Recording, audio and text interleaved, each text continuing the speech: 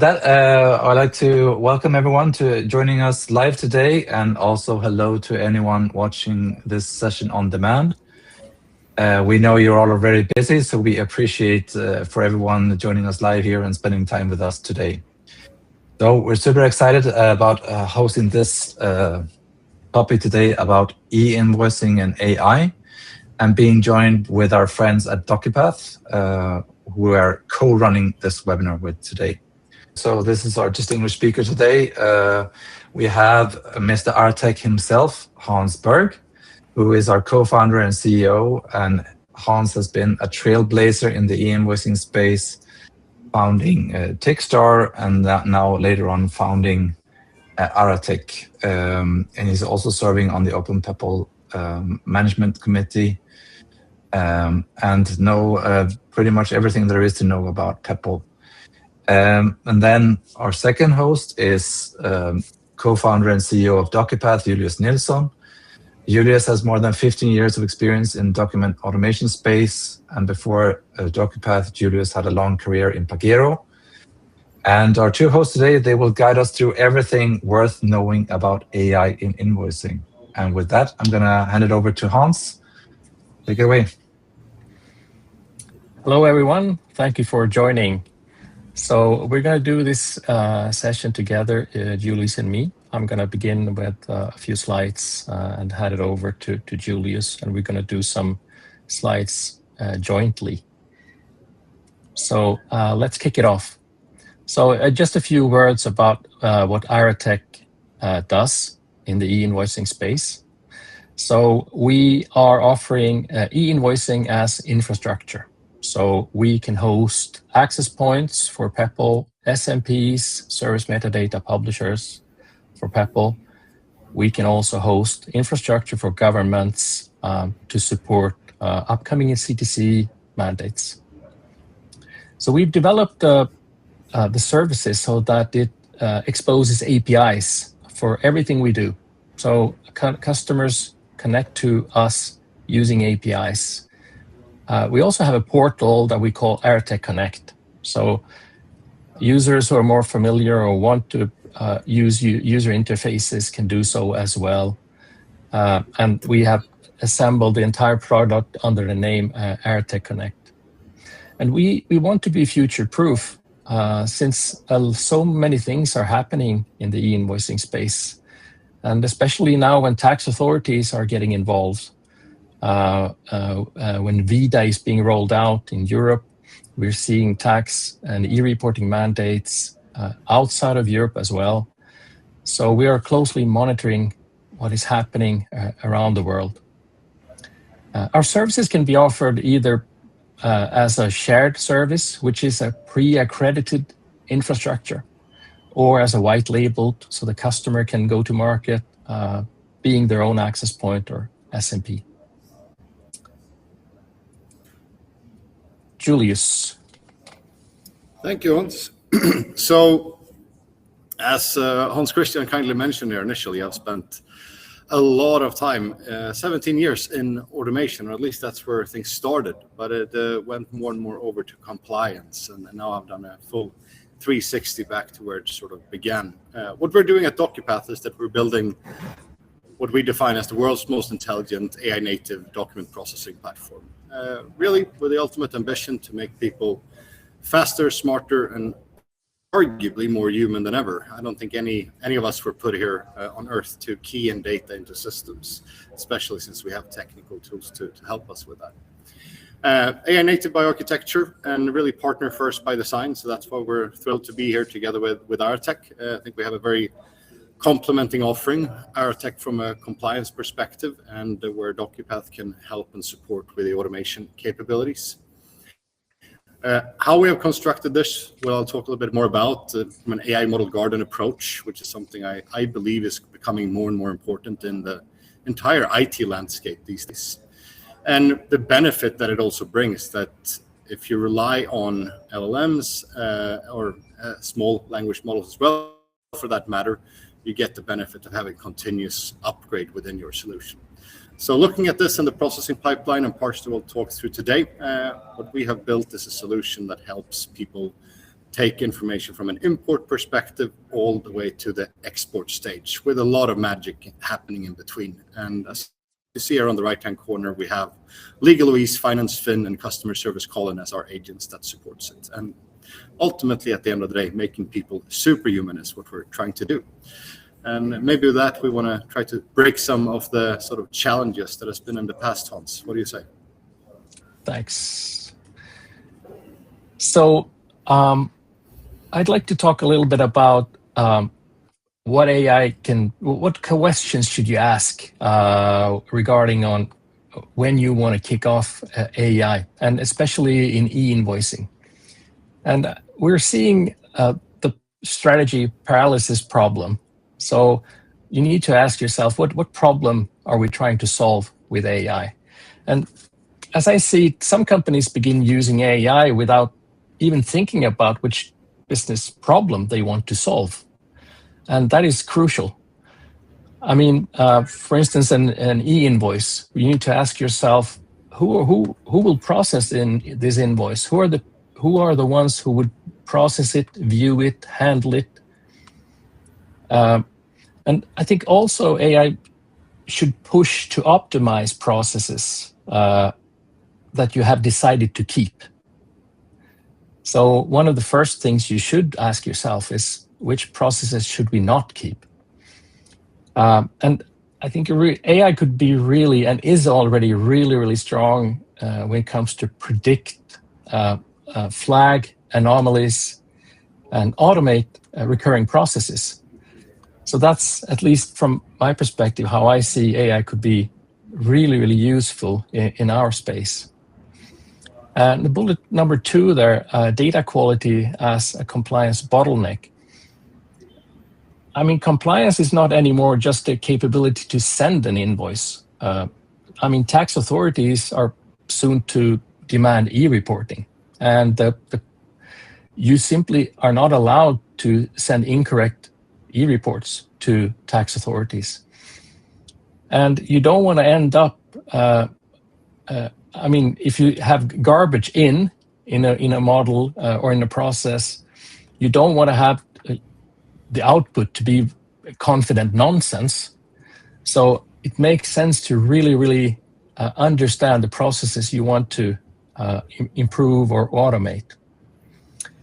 And I think one thing that I've observed is that the more you standardize e-invoicing, the more powerful AI can actually become on top of that standardization. Julius, would you like to elaborate on the last one? Yeah, happy to. The more electronic you become, and as long as the data is correct, of course, the more benefits you can certainly have from leveraging LLMs. That speaks a bit about the last part here. So the analog long-tail problem. Historically, when it comes to e-invoicing and working, especially on the supplier side, the long tail of suppliers, so not the very big suppliers, usually the smaller ones that you maybe don't do that frequent businesses, has been a big challenge for many organizations. And this is certainly one of the aspects where I really believe that AI and the use of LLMs can help. Historically, if we go to the next slide here, Hans, how this have been handled, has really been using OCR. But what we need to remember is that OCR was made to read. And the big difference here, the DocuPath was made to understand. And I'm fairly sure, at least you and I, Hans, and probably everyone else here on the call, we prefer to work with people that understands compared to people that just reads. And imagine if we could put that capability into systems.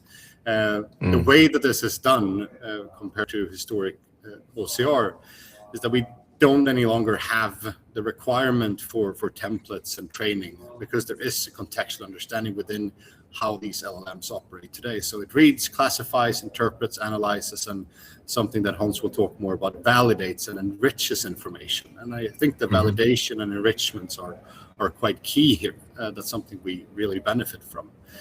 And not only that, it's also self-improving and continuously evolving. if I look at what we were capable of doing just 12 months ago, compared to what we can do today, there has been a significant amount of improvement in terms of the contextual understanding of the LLMs that are out there that we leverage and use to perform these tasks. We can go to the following one here. So really what we think is sort of putting a frame in terms of the conversation here today, AI document processing. Many companies are looking at this from an extraction perspective, and certainly there is extraction capabilities that is significantly better than traditional sort of OCR or recognition that has been out there, even machine learning for that matter. But that's not really where we see the big sort of uplift and the benefits. Hence why I think e-invoicing that is already digital is also an element where there can be additional benefits by using intelligent document orchestration. So if you look on the import stage here to the left and we move one step further to AI document processing, we also need to make sure that we classify documents, duplicate check. We can even split documents because many times these documents might not be meant for the same destination system or receiving party. Then, of course, based on that, we can extract. We can even do summaries if that is required. Some of you might have very long contracts, but you just want to get an overall understanding of what's within it. Those things can be performed. And last but definitely not least, you have the true AI data processing where coding can be applied on the documents. If we talk about invoices, it can be classification, even consolidation, as well as matching and validation. And then we have fraud as well as compliance checks. So distributing invoices electronically is, of course, very important. And sometimes in many markets now, there are compliance requirements, but to make sure that they are compliant before they're being sent, I think fairly sure that Hans would agree is a benefit. So they just don't enter the tax authority and they get an error message back. And these are things we can really elevate by doing these things. I'll move on. Yeah. So a couple of examples of this, especially from the aspect of built to understand. Here on the right-hand side, yes, we do have a PDF invoice, and it's not an e-invoice, but the data would be very, very similar. And you can look at this on the right-hand side, being a JPEG, even a TIFF file or a XML file. So really any kind of structure, but the application area that we'll talk about from an understanding and context perspective is the same.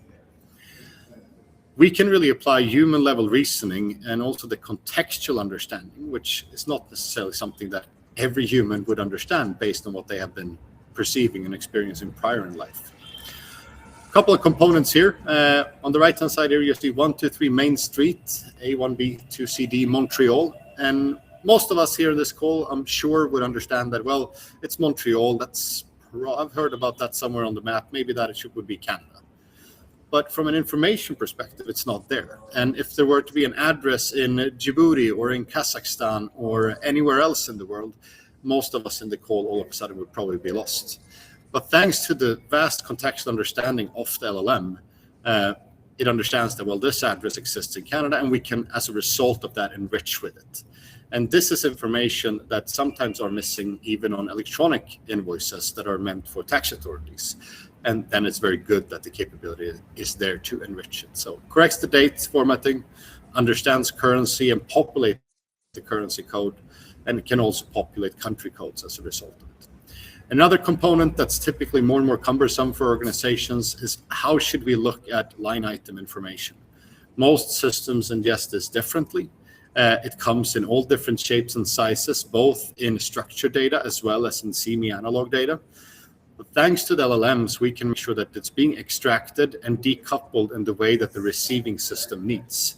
So if you have a table structure in the receiving system that requires article number, description, and quantity in separate components, even though by the looks of here on the right, it's very narrow, and most probably no OCR solution would read all of this and put that in one field, we can decipher it and put it in different categories. Even add the component of color and size based on supporting files, so third-party information that can be assessed.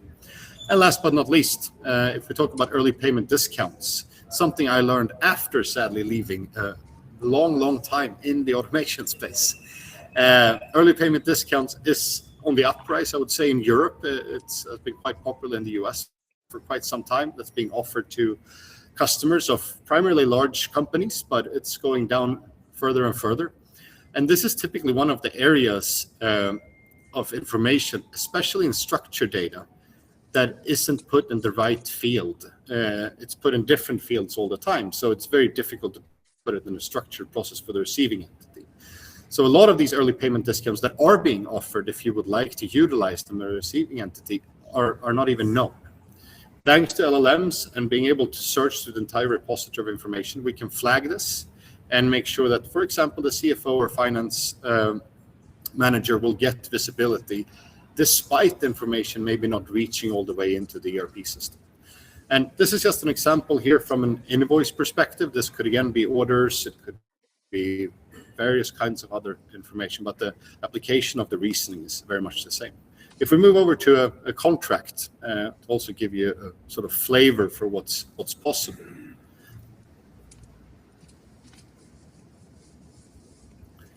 So here on the left-hand side, super, thank you. Also. So here on the left-hand side, you have a contract.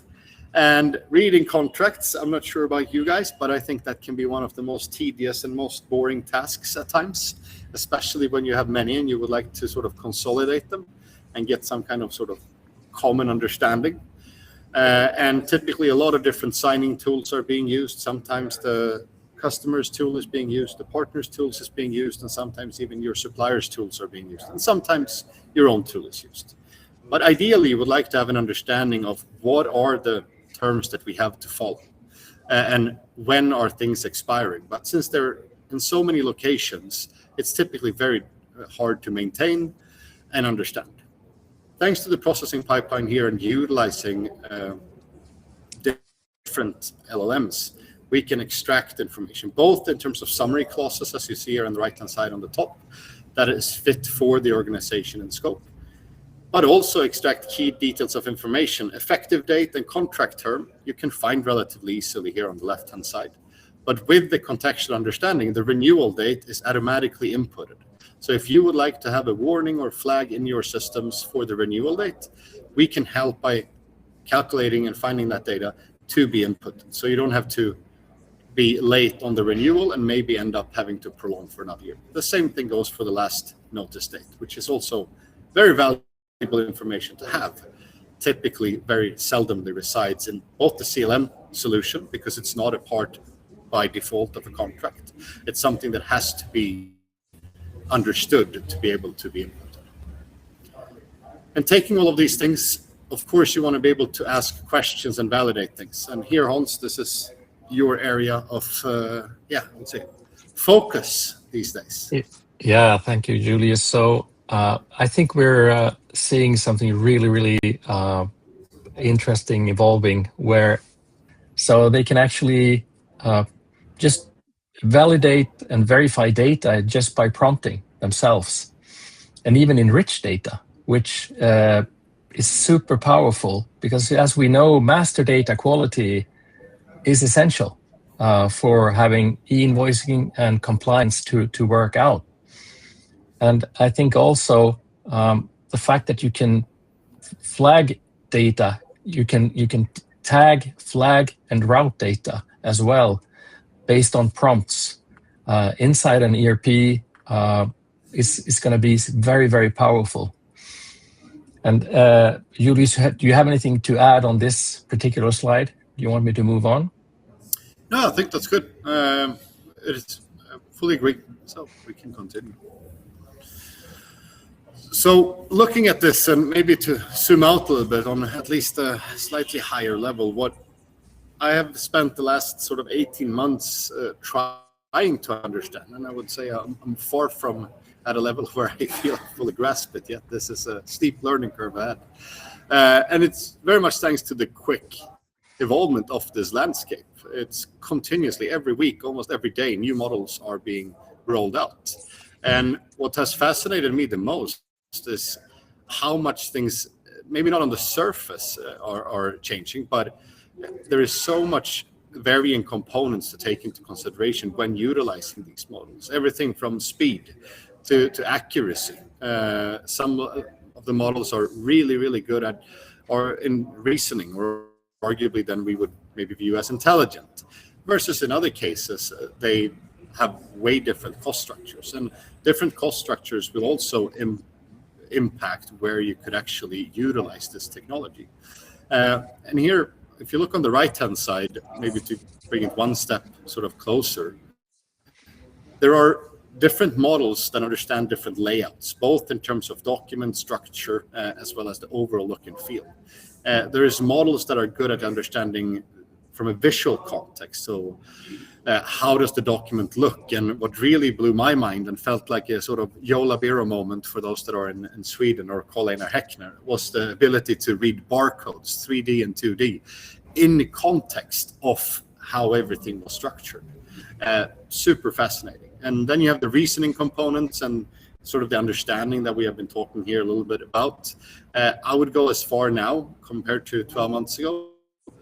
A lot of it is above human level reasoning because it can really absorb all of the data that is available and make a conclusion so quickly. If I would have to look through 5 documents to draw a conclusion, that would take me at least a couple of minutes. But LLM can do that in an instant, which is shockingly more efficient. And not to forget, there is open source models. The closed source models are really leading the race. So up until now, because they get tons of the funding. But I would just want to raise sort of that the open source models are really allowing for high speed and in many cases low cost opportunities. And that in turn makes it possible to really do this at scale on a lot of different application areas that weren't possible before. And last but not least, vector search. So the way that we search for data and can query is not just based on the characters that are within the document, it's also across the document and comparisons between different data checkpoints. So combining all of these things, that's really what builds a really good, in my opinion, AI model garden landscape, and it's continuously evolving.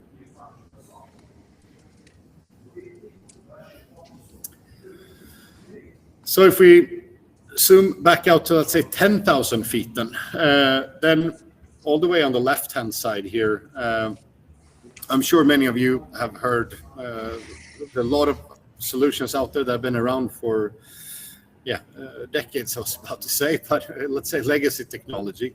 Well, we see that many of them are bolting on AI-powered solutions, but it doesn't become a part of sort of the core way of operating within the solution stack and how things have been developed. Adding to that, more and more wrappers are being built. So we have enterprise-built AI applications, for example, around ChatGPT. And don't get me wrong, for certain use cases, that can absolutely be great. But you're stuck using that specific model. And when things upgrade, things might break. Or if you want to use the solution for vision aspect, then maybe you have to change the setup. So there's a lot of different implications by building towards simply one model from the get-go, and especially if you add a lot of in sort of nuances within the layer of the sort of querying part or asking part solution and the LLM itself, because that might not be capable of upgrading to newer models.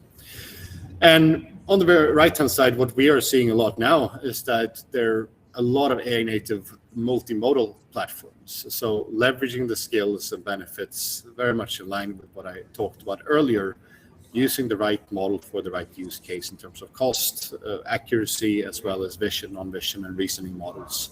And I'm confident that this is a shift that we're going to see very rapidly.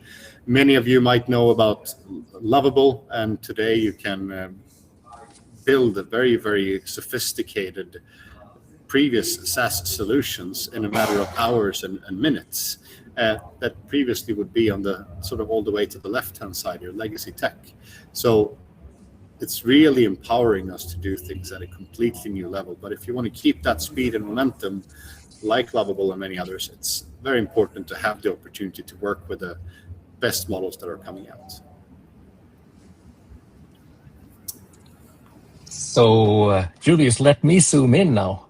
After you have zoomed out. So let's think about how AI could improve or enhance or assist processes that we work with in our daily lives at Arratech.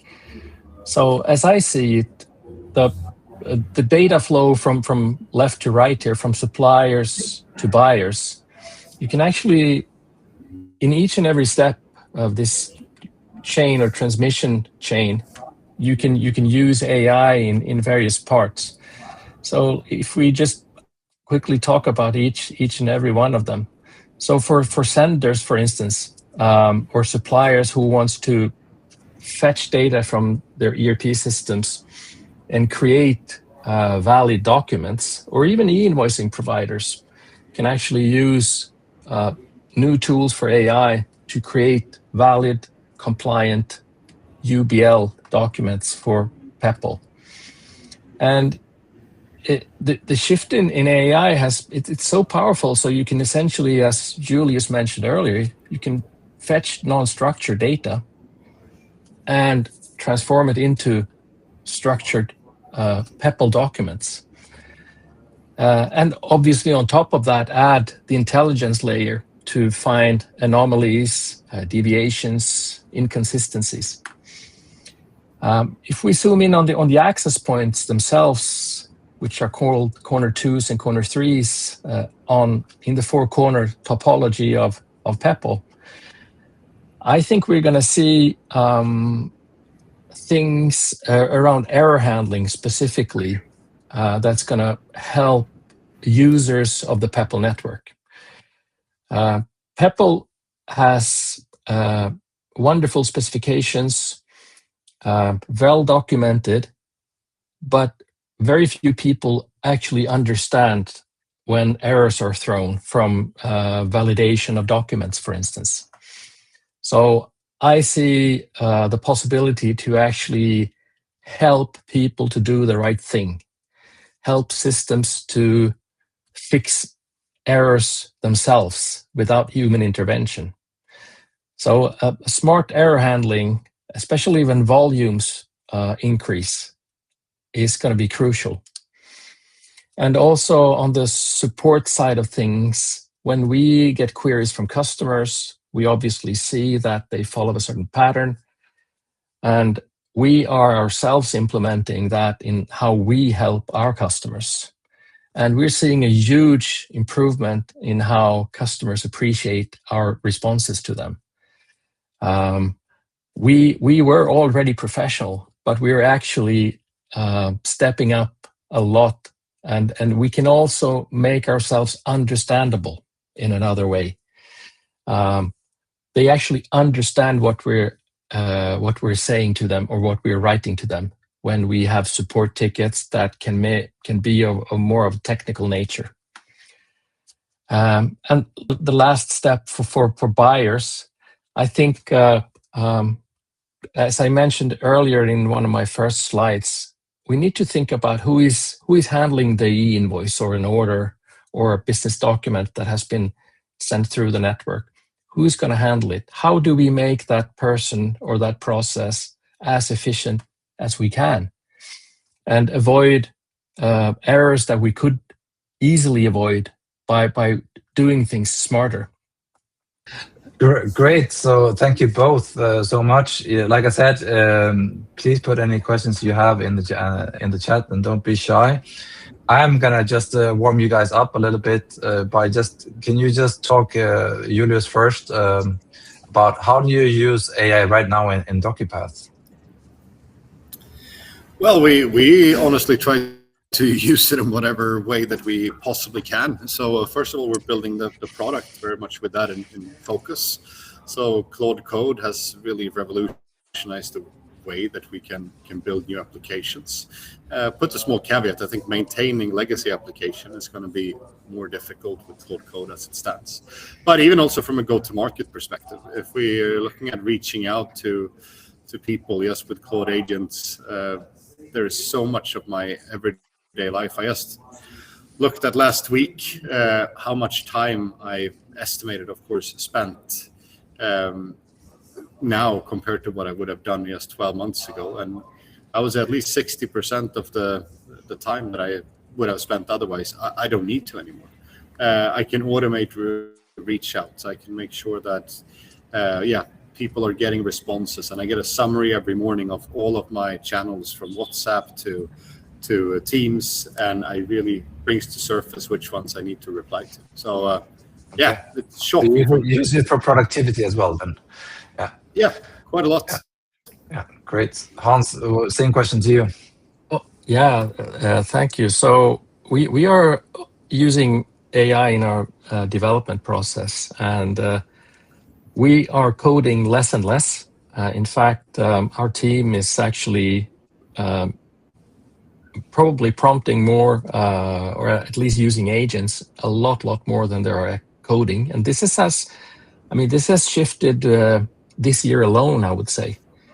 The pace of evolution has been so fast and so rapid. So we have just over the last few months switched from doing coding to actually creating features and applications. So on the development side, we're heavily users of AI, and also on the legal and compliance side. So as you may know, there are many countries who are implementing e-reporting, e-invoicing.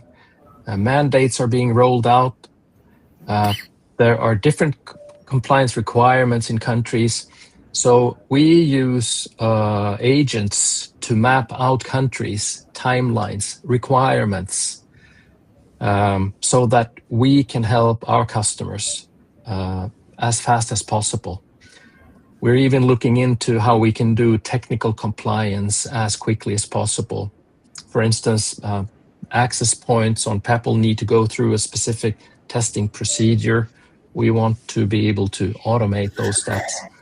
And lastly, I talked about how we help our customers with customer support. We're using agents. We're seeing beautiful results in how fast we can respond accurately to customer inquiries. And I just want to add to what you just said, Hans, that obviously we use AI a lot, right? But we always make sure that humans check things, and that we use our expertise to check things that are done correctly. Yeah, we do. And I think this is a really important point to point out. Yeah. That you cannot solely rely on AI. You really have to check. But I think that brings me really on to, we don't have any questions from the audience, but maybe there's coming some. But it's an advantage for me as a moderator, because then I can ask all my questions. So, Julius, I think there's a real dilemma here about transparency in these kind of a little bit black box models sometimes, right? And with AI-driven, both in terms of what you talked about, how you can interpret documents, but how do you then validate interpretations made by AI, when, especially in this field of e-invoicing, where it can really impact a business, in terms of compliance and tax reporting. So there's liabilities here for our customers. Yeah, no, it's a fair point. I mean, we have built the solution to have a human in the loop scenario from the get-go, so very much in line with what you were referring to. That said, we have seen a lot of advancements. I mean, similar, they came out a report not too long ago when it comes to self-driving cars, completely different aspects, but came to mind. They looked at 10,000 accidents, and then they compare if those were actually not driven by a human, what would have happened. And the outcome is that it would have been safer, but we still like to have humans involved, because then we feel that we're in control. So I would argue it's a bit of the same thing here. Of course, at the end of the day, you are liable, but people also make mistakes. And I don't think we're far away from that. The machine, on a statistical perspective, would make lesser mistakes. So it's going to be interesting to follow, but for now, we offer human in the loop, and it's up to the users to decide based on the sensitivity of the documents of how they would like to handle it. But that's how it's set up today. Great, thank you. Hans, there's some questions now popping up from the audience. I really like it. Thank you, everyone. Keep them coming. Hans, how do you handle data security? Maybe you can talk about how Arratech deals with this and all this sharing of data with AI models. How do we deal with this? Yeah, so we first of all, we are ISO 27001 certified. So we are very, very, I would say, careful with how we are very, very, we want to align as closely as we can with ISO requirements. So we have development guidelines where we share as little data as possible to outside systems or even AI agents. So we run AI agents locally at Arratech. But it is, I would say, it will be a challenge because we're seeing customers who demand us to be operating locally in jurisdictions where we have not been before, and even do move away from pure cloud solutions to on-prem. So obviously, this will be something we need to look into and understand so that data is not shared or exposed unnecessarily with parties that should not have permission to look into it. Great. Yeah, I have another one here so I think this was for Julius. How is AI helping with e-invoicing in terms of the processing into the ERP? PDF invoices will soon not be the majority of invoice processing. Very good question. So I think in two ways that I would initially answer. One, the tax authorities, even though it's e-invoicing, or non-tax authorities also for that matter, if we're operating in the US or somewhere where there's no proper standards in place, they come in different shapes and formats in different markets. And your ERP system has the requirement for one structure to be able to import it. And that's where DocuPath and AI really can help to do that transformation. So when Arratech as a solution helps companies retrieve the information from Peppol in the various markets, as an example, we could take that information from Arratech and convert that over, for example, to an IDOC, which is the SAP format that they would need to be able to ingest information. And for the PDF aspect, I would just like to highlight that a bit. I agree that it's going away, and I've spent 15 years of my life ensuring that it should go away. But I am becoming more and more of a question mark around it. And that has to do a little bit with their compliance requirements, because most of the markets are rolling out compliance requirements that unfortunately benefits the government, but not necessarily business prone. So you would like to communicate a lot of information between a buyer and a seller, but there are certain government solutions in some markets that are put out that they don't even have support for PO numbers, for example, to be communicated. And you need a PO number to be able to receive the invoice. So there has been a growing trend of what I would define today as a tax invoice and a business invoice. And that business invoice is, unfortunately, I'm still going to say, usually then sent as a PDF that has that additional information of shipping details and so on and so forth. So I'm hoping it goes away, but I still think we're quite far away from, at least in a global stage, where it will truly be non-existent. Can I add something to that response? Yeah. Yeah, so it's kind of a paradox that I've been in the invoicing space for a long time, Julius as well, and we're still seeing countries that haven't moved away from hybrid invoices where you actually transmit the actual PDF. And even in certain countries, let's take France as an example. So on the approved platforms in France, there's a requirement that they need to be able to produce PDFs from the structured data. So we're kind of seeing paradox requirements from regulatory bodies where they prevent us from moving away from PDFs.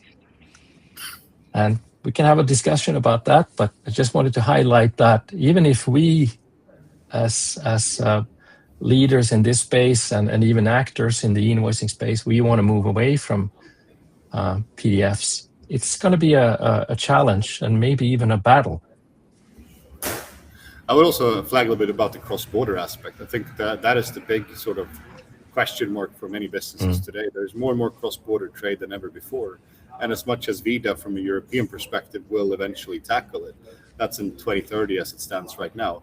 And there's still going to be elements in a global scale where that needs to be factored into. So all for digital, but I sadly believe it's going to take quite a bit longer. And hence why I also then believe that the combination of solutions like DocuPath and Arratech is very fruitful, because all of a sudden, as a buying entity, you can become compliant, get the automation gains from day one. You don't have to necessarily think about the fact if the invoices in that regard are coming from Peppol or if they're coming as a PDF from a cross-border transaction, because the stream into your ERP would be all in one and the same. And that is the big benefit that can be attained. So it's not about becoming compliant, it's about staying compliant. I think we're going to move on to the next question now, and this is a fun one. So can you please give examples of how you're making most out of Claude Code for e-invoicing? And it seems both companies represented here today are using Claude Code for invoicing or different aspects of invoicing. So I don't know sure who wants to take this one. I want to go first. Okay, go ahead then, Hans. Yeah, so I mentioned that we are using it in our dev team, but we also use Claude in or agents in our compliance team. So we actually have a French agent who understands the requirements in France. They are very, very complex. So we have agents for countries and also certain, I would say, areas of e-invoicing and compliance. So that is one example of how we are using Claude and agents currently. Another very short example is that we did a pilot, I think a month ago, 6 weeks ago, where we internally came up with an idea about a feature that we really wanted to launch. We realized that it is complex, it was difficult, but with the help from agents, we could actually produce and develop that feature. I think it took us 48 hours from when we started until it was deployed in our test environment, ready for evaluation by us in the company. So that were two practical examples from how we use it. But there are also some questions here about price model. I think there's one for Arratech and one for DocuPath. Do you want to comment on the price model for DocuPath? Yeah, sure. So for DocuPath, we have a transactional charge. It's based on credits. So it's basically 0.3 euros or US dollars, 3 Swedish krona for those in Sweden, since we're sort of hosting with a Swedish company here, per transaction that goes through for 3,000 credits. So that's our charging model, and then it goes down from there based on volumes. Great. And the next one, I think it's addressed to DocuPath, but I think this one is more for us since we are actually going to become an ASP in the UAE and are actively working on this. And not aware that DocuPath is working on those kind of compliance aspects. That's outside your business model, right, Julius? Yeah, that's correct. Yeah. We partner up with ASPs. Yeah. So I hope that answers your question. It seems like we have gone to the end of all questions, and we are. So thanks everyone for staying and for all your questions. I think this has been a good interactive session. Thanks to both our speakers as well. And we'll catch you in the next one. Thank you very much for tuning in and having me. Thank you. Appreciate it. Thank you. Bye-bye. Take care, everyone. Bye-bye.